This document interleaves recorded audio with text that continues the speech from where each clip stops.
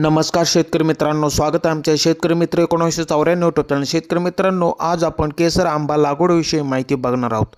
तर शेतकरी मित्रांनो, व्हिडिओ स्किप न करता पूर्ण बघा, कारण स्किप केल्यास पूर्ण व्यवस्थितपणे माहिती समजणार नाही.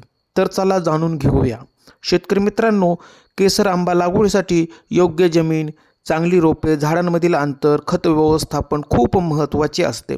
मित्रांनो, आंबा लागवडीसाठी पाण्याची व्यवस्थितपणे निचरा होणारी जमीन आवश्यक आहे, जेणेकरून आपल्या झाडाची वाढ व्यवस्थित होईल आणि उत्पादनात फायदा होऊ शकतो. तर शेतकरी मित्रांनो, पावसाळ्याच्या सुरुवातीला लागवड करावी, जेणेकरून आपल्या रोपांना जास्त पाण्याची गरज भासणार नाही. ते सहज पावसाच्या पाण्यावर जगू शकतात.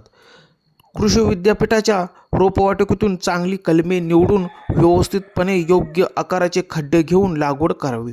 मित्रांनो, सामान्य लागवड 2 झाडांमध्ये 10 बाय 10 अंतर ठेवावे. या अंतरावर प्रति एकर सुमारे 82 झाडे साधारण बसतात. तर शेतकरी मित्रांनो, झाडांच्या चांगल्या वाढीसाठी गांडूळ खत किंवा शेणखताचा व्यवस्थित वापर करणे गरजेचे असते. वर्षभर खताचे नियोजन करावे लागते.